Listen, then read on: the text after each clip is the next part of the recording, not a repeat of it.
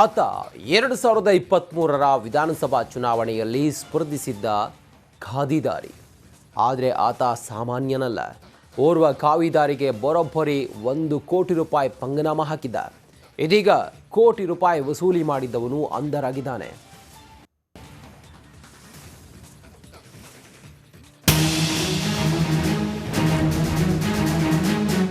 ಅಪ್ಪಬ್ಬ, CM Siddaramaiah ಜೊತೆ ಅದೇನ್ pose, ಮಾಜಿ ಡಿಸಿಎಂ ಈಶ್ವರಪ್ಪ ಜೊತೆ ಏನ್ ಲುಕ್ಕು, ಸಂಗೊಳ್ಳಿ ರಾಯಣ್ಣ ಗೆಟಪ್ ನಲ್ಲಿ ಏನ್ ಮಿಂಚಿಂಗು. ಇಂಥ ಶೋ ಆಫ್ ರಾಜ ಈಗ ಮಾಡಬಾರ್ದ ಕೆಲಸ ಮಾಡಿ ಕಂಬಿ ಎಣಿಸ್ತಿದ್ದಾನೆ. ಸ್ವಾಮೀಜಿಗೆ 1 ಕೋಟಿ ರೂಪಾಯಿ ನಾಮ. ಅಂದ ಹಾಗೆ ಈ ವಂಚಕನ ಹೆಸರು ಪ್ರಕಾಶ್ ಮುಧೋಳ. ಈತ 2023ರ ಬೆಳಗಾವಿ ಜಿಲ್ಲೆ ರಾಮದುರ್ಗ ವಿಧಾನಸಭಾ ಜೆಡಿಎಸ್ ಅಭ್ಯರ್ಥಿ. ಇಂತಹ ಪ್ರಕಾಶ್ ಮುಧೋಳ ಕಾವಿಧಾರಿ ಸ್ವಾಮೀಜಿಗೆ ಬರೋಬ್ಬರಿ 1 ಕೋಟಿ ರೂಪಾಯಿ ಪಂಗನಾಮ ಹಾಕಿದ್ದಾನೆ. ಬಾಗಲಕೋಟೆ ತಾಲೂಕಿನ ಸೀಮಿಕೆರೆ ಪುನರ್ವಸತಿ ಕೇಂದ್ರದ ರಾಮರೂಢ ಮಠದ ಪರಮ ರಾಮರೂಢ ಸ್ವಾಮೀಜಿಗೆ ಪ್ರಕಾಶ್ ಮುಧೋಳ ವಂಚನೆ ಮಾಡಿದ್ದಾನೆ. ಎಡಿಜಿಪಿ ಡಿವೈಎಸ್ಪಿ ಹೆಸರಲ್ಲಿ ಕರೆ ಮಾಡಿ, ನಿನ್ನ ಕೆಲ ವಿಡಿಯೋಗಳು ನಮಗೆ ಸಿಕ್ಕಿವೆ, ಚಿತ್ರದುರ್ಗದ ಮುರುಘಾ ಸ್ವಾಮೀಜಿ ರೀತಿ ಗತಿ ಕಾಣಿಸ್ತೀನಿ ಅಂತ ಬೆದರಿಸಿ 1 ಕೋಟಿ ಹಣ ವಸೂಲಿ ಮಾಡಿದ್ದಾನೆ. ಪರಮರಾಮರೂಢ ಸ್ವಾಮೀಜಿ ರಾತ್ರೋರಾತ್ರಿ ಭಕ್ತರ ಬಳಿ ಬಂದು ಹಣ ಕಲೆಕ್ಟ್ ಮಾಡಿ ಪ್ರಕಾಶ್ ಮುಧೋಳನಿಗೆ 1 ಕೋಟಿ ರೂಪಾಯಿ ಕೊಟ್ಟಿದ್ದಾನೆ. ಇಷ್ಟೆಲ್ಲ ಕೊಟ್ಟ ಮೇಲೂ ಮತ್ತಷ್ಟು ಹಣಕ್ಕಾಗಿ ಪ್ರಕಾಶ್ ಮುಧೋಳ ಬೇಡಿಕೆ ಇಟ್ಟಿದ್ದಾನೆ. ಆಗ ಸ್ವಾಮೀಜಿ ಬೇರೆ ವಿಧಿ ಇಲ್ಲದೆ ಬಾಗಲಕೋಟೆ ಸಿಇಎನ್ ಠಾಣೆಗೆ ದೂರು ನೀಡಿದ್ದಾರೆ. ಪೊಲೀಸರು ತನಿಖೆ ಮಾಡಿ ಈತನ ಬಣ್ಣ ಬಯಲು ಮಾಡಿದ್ದಾರೆ. ಇನ್ನು ಪ್ರಕರಣ ಬೆಳಕಿಗೆ ಬರ್ತಿದ್ದಂತೆ ಮುಜುಗರನ್ನ ತಪ್ಪಿಸಿಕೊಳ್ಳಲು ಸ್ವಾಮೀಜಿ ಮಠದಿಂದ ಕಾಲ್ಕಿತ್ತಿದ್ದಾರೆ. ಇದು ಸ್ವಾಮೀಜಿ ಮೇಲೂ ಸಂಶಯ ಮೂಡುವಂತೆ ಮಾಡಿದೆ. ವಂಚಕ ಪ್ರಕಾಶ್ ಮುಧೋಳ ಹಾಗೂ ಸ್ವಾಮೀಜಿ ಮೇಲೂ ಕಠಿಣ ಕ್ರಮ ಕೈಗೊಳ್ಳಬೇಕಂತ ಸ್ಥಳೀಯರು ಆಗ್ರಹಿಸಿದ್ದಾರೆ. 1 ಕೋಟಿ ರೂಪಾಯಿ ಅಂತಂದರೆ ಇದು ಸಣ್ಣ ಅಮೌಂಟ್ ಅಲ್ಲಿದು. ಯಾಕಂತಂದರೆ ಇವತ್ತು ಭಕ್ತರಿಗೆ ಹೇಳಬೇಕಾಗಿತ್ತು, ಅವರು ಈ ಥರ ನಮಗೆ ಬ್ಲ್ಯಾಕ್ ಮೇಲ್ ಮಾಡ್ತಾ ಇದ್ದಾರೆ, ಈ ಥರ ನಮಗೆ ಇದು ಮಾಡ್ತಾ ಇದ್ದಾರೆ. ಯಾಕಂದರೆ ನಾವು ಕೂಡ ಆ ಮಠದ ಒಬ್ಬ ಭಕ್ತಾದಿಗಳ ಆದವರು, ಅವರ ಮೇಲೆ ಅಭಿಮಾನ ಇಟ್ಕೊಂಡವರು. ಹೀಗಾಗಿ ನಮಗೂ ಕೂಡ ನೋವಾಗುತ್ತೆ. ಒಟ್ಟಾರೆ ಸ್ವಾಮೀಜಿಗೆ ಕೋಟಿ ರೂಪಾಯಿ ಪಂಗನಾಮ ಹಾಕಿದ ಘಟನೆ ಎಲ್ಲರಲ್ಲೂ ಅಚ್ಚರಿ ಮೂಡಿಸಿದೆ. ಜೊತೆಗೆ ಕೋಟಿ ರೂಪಾಯಿ ಕೊಟ್ಟ ಸ್ವಾಮೀಜಿ ನಡೆ ಕೂಡ ಸಂಶಯ ಮೂಡಿಸಿರುವುದಂತೂ ಸತ್ಯ. ಬಾಗಲಕೋಟದಿಂದ ಮಹಂತೇಶ್ ಜೊತೆ ಸಿದ್ದು ದುತ್ತನಗಾವಿ, ರಿಪಬ್ಲಿಕ್ ಕನ್ನಡ.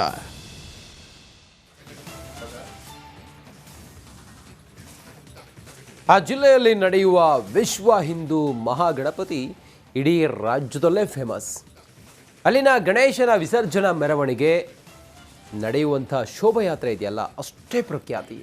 ಈ ಶೋಭಾಯಾತ್ರೆಯಲ್ಲಿ ರಾಜ್ಯದ ವಿವಿಧ ಜಿಲ್ಲೆಯ ಜನರು ಪಾಲ್ಗೊಂಡು ಗಣೇಶನ ವಿಸರ್ಜನೆ ಯಾತ್ರೆಯಲ್ಲಿ ಅದೆಷ್ಟೋ ಹೆಣ್ಣು ಮಕ್ಕಳು, ಪಡ್ಡೆ ಹುಡುಗರು ಎಲ್ಲರೂ ಕೂಡ DJ ಶಬ್ದಕ್ಕೆ ಸಖತ್ ಡ್ಯಾನ್ಸ್ ಮಾಡಿದರು.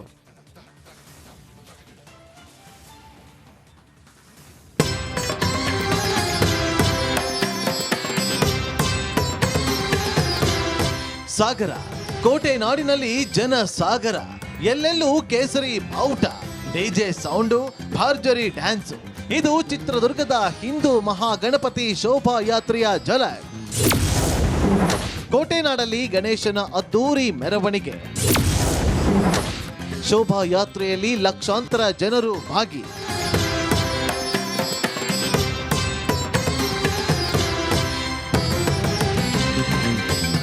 ರಾಜ್ಯಾದ್ಯಂತ ಕೂರಿಸುವ ಅಷ್ಟು ಗಣಪತಿಗಳದ್ದೇ ಒಂದು ಲೆಕ್ಕ ಆದರೆ ಚಿತ್ರದುರ್ಗದಲ್ಲಿ ಕೂರಿಸುವ ಹಿಂದೂ ಮಹಾಗಣಪತಿಯದೇ ಮತ್ತೊಂದು ಲೆಕ್ಕ.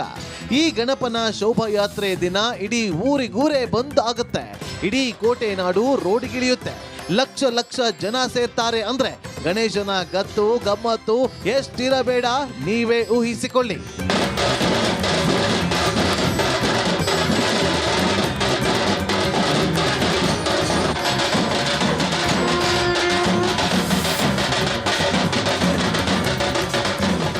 ಈ ಬಾರಿಯ ಶೋಭಾಯಾತ್ರೆಯನ್ನ VHP ರಾಷ್ಟ್ರೀಯ ಸಂಯೋಜಕ ನೀರಾಜ್ ದೋನಿರಿಯಾ ಉದ್ಘಾಟನೆ ಮಾಡಿದ್ರು. ವಿವಿಧ ಹಿಂದುಳಿದ ವರ್ಗದ ಮಠಾಧೀಶರು, ಶಾಸಕ KC ವೀರೇಂದ್ರ ಪಪ್ಪಿ, ಮಾಜಿ ಶಾಸಕ ತಿಪ್ಪಾರೆಡ್ಡಿ ಭಾಗಿಯಾಗಿದ್ರು.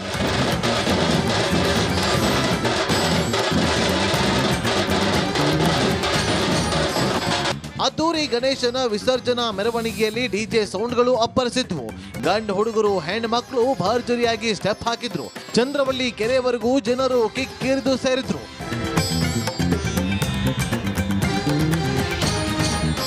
ಶಿವರಾಜ್ ಜೊತೆ ವೀರೇಶ್ ವಿ ಚೊಳ್ಳಕೆರೆ, ರಿಪಬ್ಲಿಕ್ ಕನ್ನಡ, ಚಿತ್ರದುರ್ಗ. ಮತ್ತೊಮ್ಮೆ ಸ್ವಾಗತ. ಕೊಲೆ ಆರೋಪದಲ್ಲಿ ಜೈಲು ಸೇರಿರುವ ನಟ ದರ್ಶನ್ಗೆ ಬಿಡುಗಡೆ ಭಾಗ್ಯ ಇಲ್ಲ. ದರ್ಶನ್ ಪವಿತ್ರ ಜಾಮೀನು ಅರ್ಜಿಯನ್ನ ಕೋರ್ಟ್ ಮುಂದೂಡಿದೆ. ನಾಳೆ ಬೇಲ್ ಭಾಗ್ಯ ಸಿಗುತ್ತಾ ಇಲ್ವಾ ಅನ್ನೋದು ಗೊತ್ತಾಗಲಿದೆ.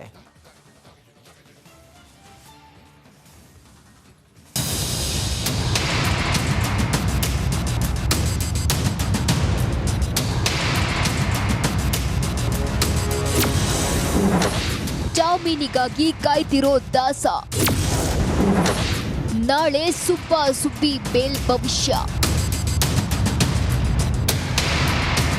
ಬಳ್ಳಾರಿ ಜೈಲಿನಲ್ಲಿರುವ ದಾಸನಿಗೆ ಜಾಮೀನು ಸಿಗುತ್ತಾ ಇಲ್ವಾ ಅನ್ನೋದಕ್ಕೆ ನಾಳೆ ಉತ್ತರ ಸಿಗಲಿದೆ. ಮೊನ್ನೆಯಷ್ಟೇ ಇಬ್ಬರ ಬೇಲ್ ಅರ್ಜಿ ವಿಚಾರಣೆ ನಡೆಸಿದ ಕೋರ್ಟ್ ಸೋಮವಾರಕ್ಕೆ ಮುಂದೂಡಿದೆ. ಹೀಗಾಗಿ ದರ್ಶನ್ ಹಾಗೂ ಪವಿತ್ರ ಗೌಡ ಬೇಲ್ ಭವಿಷ್ಯ ನಾಳೆ ಗೊತ್ತಾಗಲಿದೆ.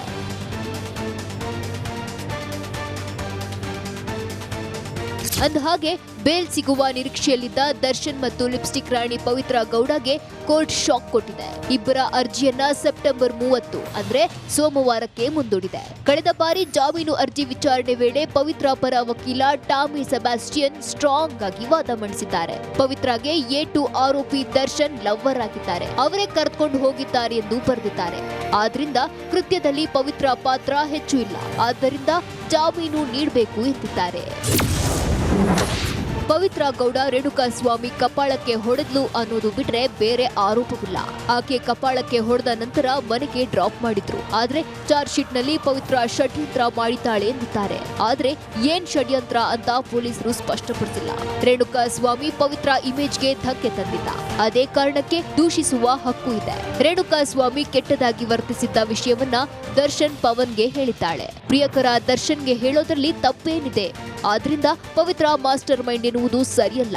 ಕೊಲೆಯಲ್ಲಿ ಆಕೆಯ ಯಾವುದೇ ಪಾತ್ರವಿಲ್ಲ ಎಂದು ವಕೀಲರು ವಾದ ಮಂಡಿಸಿದರು. ದರ್ಶನ್ ಸೇರಿ ಎಲ್ಲ 5 ಆರೋಪಿಗಳ ಬೇಲ್ ಅರ್ಜಿ ವಿರುದ್ಧ ಸೋಮವಾರ ಪ್ರತಿವಾದ ಮಾಡ್ತೇನೆ ಎಂದು ಎಸ್ಪಿಪಿ ತಿಳಿಸಿದರು. ಆದ್ದರಿಂದ ಕೋರ್ಟ್ ಎಲ್ಲರ ಅರ್ಜಿ ವಿಚಾರಣೆಯನ್ನ ಸೋಮವಾರಕ್ಕೆ ಮುಂದೂಡಿದೆ. ಹೀಗಾಗಿ ನಾಳೆ ದರ್ಶನ್ ಹಾಗೂ ಪವಿತ್ರ ಗೌಡಗೆ ಕೋರ್ಟ್ ಜಾಮೀನು ಮಂಜೂರು ಮಾಡುತ್ತಾ ಅಥವಾ ಜೈಲೇ ಗತಿಯಾಗುತ್ತಾ ಕಾದ್ ನೋಡಬೇಕಿದೆ. Bureau report, Republic Kannada.